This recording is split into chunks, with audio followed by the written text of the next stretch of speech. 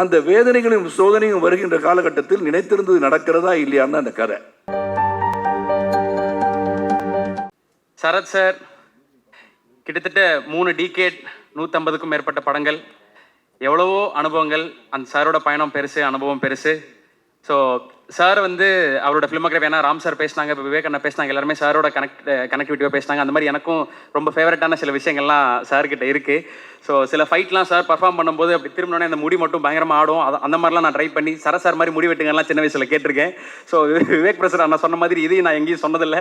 So இப்படியான பெரிய ஸ்டேஜில் இது எனக்கு சொல்கிறதுக்கு ஆப்பர்ச்சுனிட்டி கிடைச்சதுக்கு நன்றி. ஸோ சரத் சாரால் ஒரு ஹீரோவாக சூப்பராக அந்த கதையை லீட் பண்ணி எடுத்துகிட்டு போக முடியும். கதாநாயகனா மட்டும் இல்லாமல் கதையின் நாயகனா அந்த கதையை சூப்பராக மக்கள்கிட்ட எடுத்துகிட்டு போய் மக்கள் மனசில் இடம் பிடிக்க முடியும். சப்போர்ட்டிங் ரோலாக அதை எடுத்துகிட்டு போய் மக்கள்கிட்ட இடம் பிடிக்க முடியும். வில்லனா கலக்க முடியும், மிரட்ட முடியும். அப்படி கதைக்கு என்ன தேவையோ, கதை என்ன கேட்குதோ அதுக்கு தன்னை 100% இல்லை 200% உழைப்பை கொடுத்து அதை ஸ்க்ரீனில் கொண்டு வரக்கூடிய ஒரு பிரமாதமான நடிகர். அவரோட ஃபிலிமோகிராஃபி, அவருடைய படங்கள், பர்ஃபார்மன்ஸ் எல்லாமே அதை சொல்லும். சுப்ரீம் ஸ்டார் சரத்குமார் அவர்களை, வாசுதேவன் அவர்களை அன்போடு பேச அழைக்கிறேன்.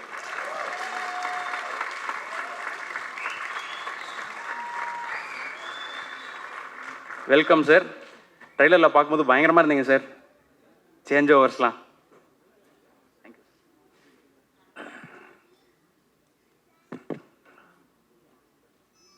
வருகை தந்திருக்கின்ற அனைவருக்கும் என் வணக்கத்தை தெரிவித்துக் கொள்கின்றேன். எதுக்கு என்ன 11:20க்கே அழைத்தார்கள் என்ற காரணத்தை நான் சொல்ல வேண்டிய கடமைப்பட்டு இருக்கிறேன். நான் அருண் ரொம்ப ஃபீல் பண்ணக்கூடாது. 9 o'clock ஷாப்னோன்னு எனக்கு வந்து ஒரு சின்ன அந்த 9னா 9 வந்துடுவேன், 9:20னா 9:20க்கு வந்துடுவேன், 10னா 10க்கு வந்துடுவேன்.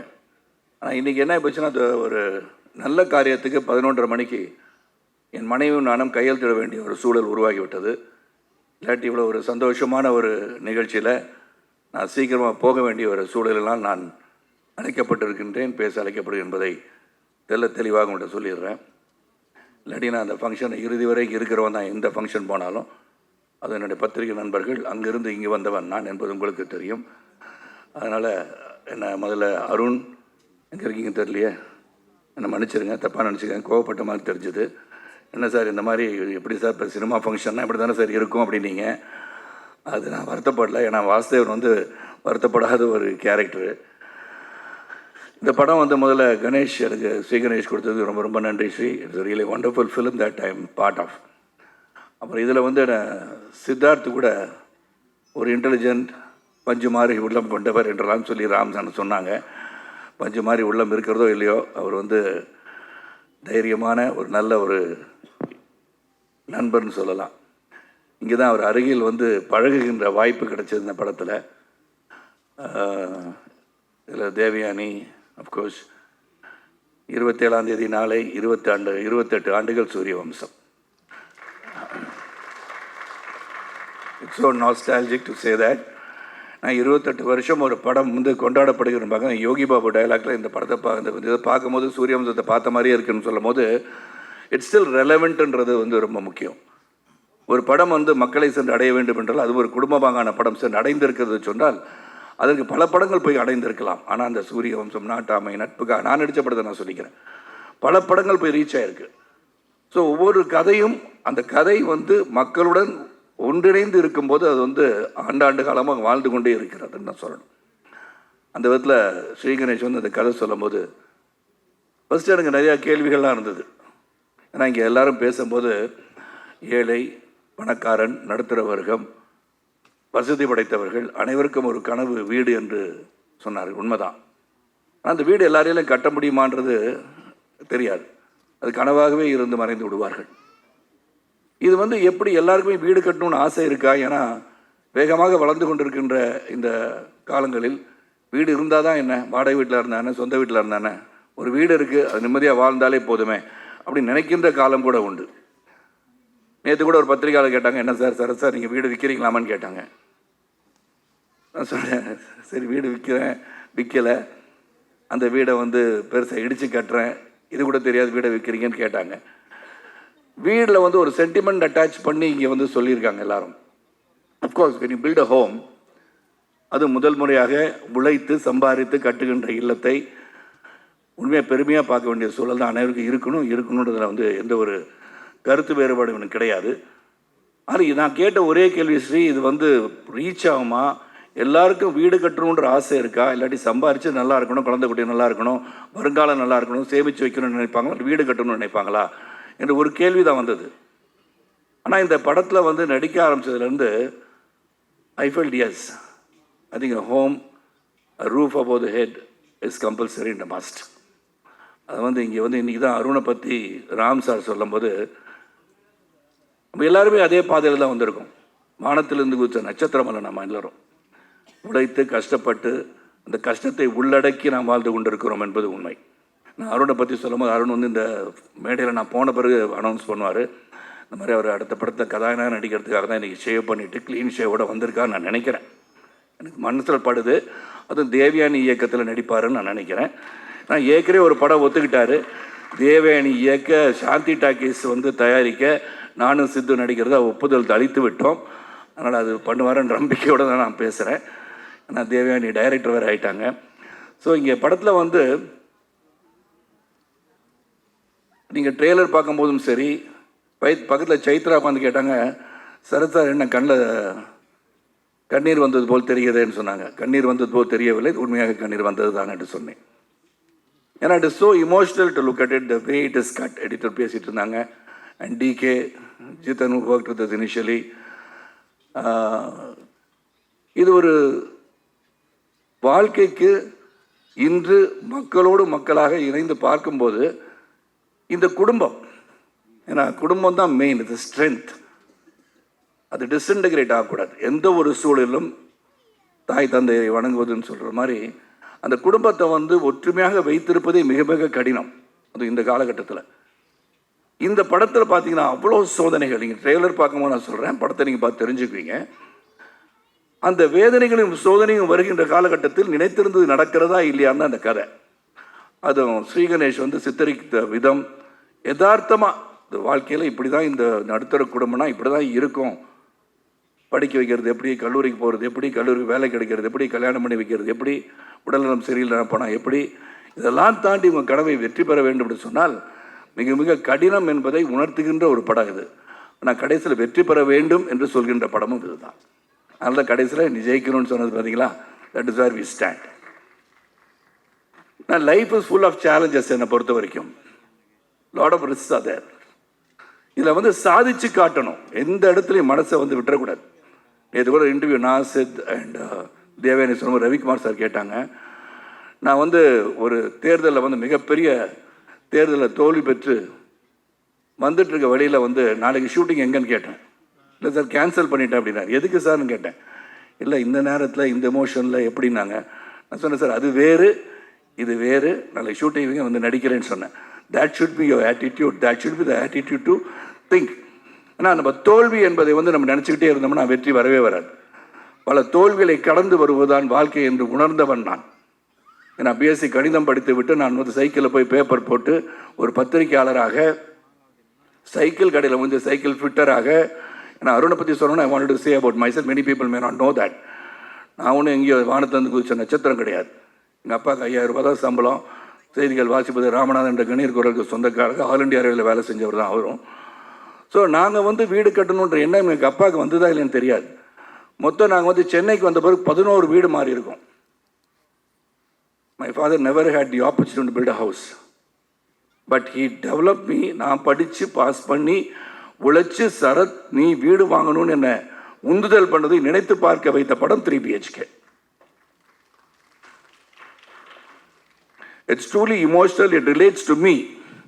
அதான் சைத்ரா கேட்கும்போது சொன்னேன், கொஞ்சம் ஈரமாக இருக்கு. This is where we take our lives back to where we started from.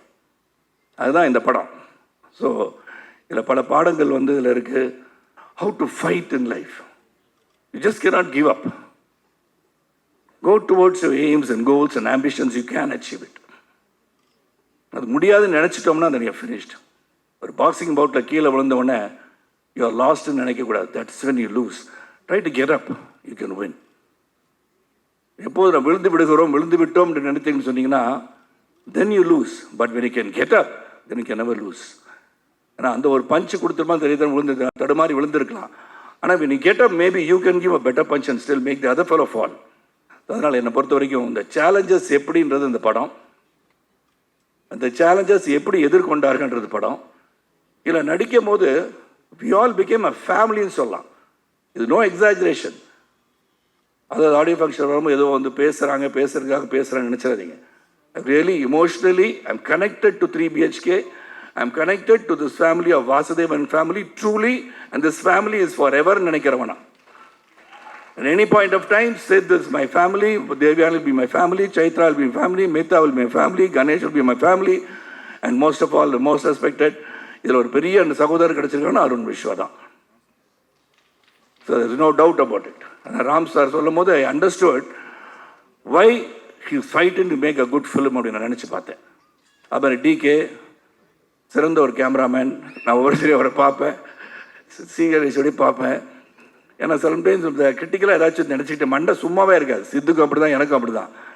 Doubt வந்துகிட்டே இருக்கும். அது ஏன்னா தொடர்ந்து நிறையா படம் பண்ணிட்டனால நம்ம மண்டையில் ஏதாச்சும் ஓடி இது பண்ணிடலாமோ அப்படி பண்ணலாமோன்னு நினச்சிக்கிட்டு.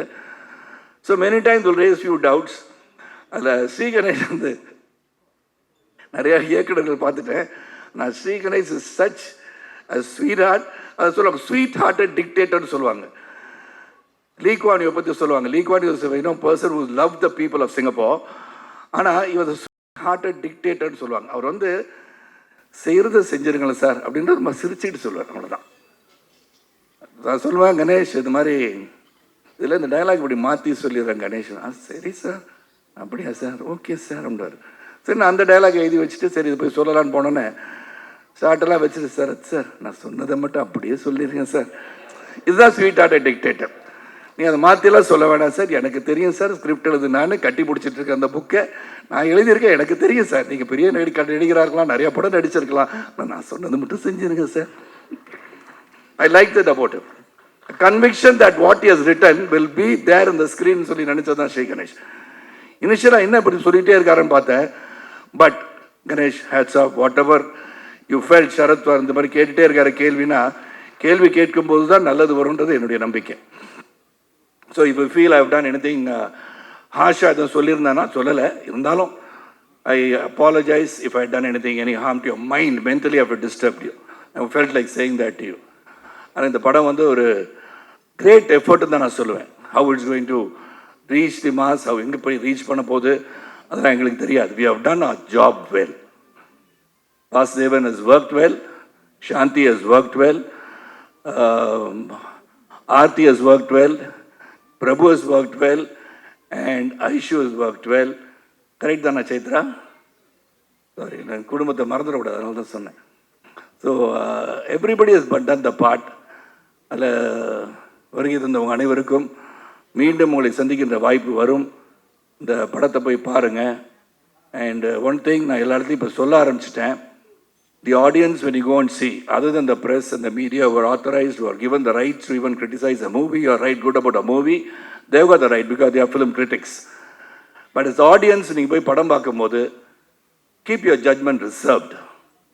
Let everybody see it and come up with an opinion.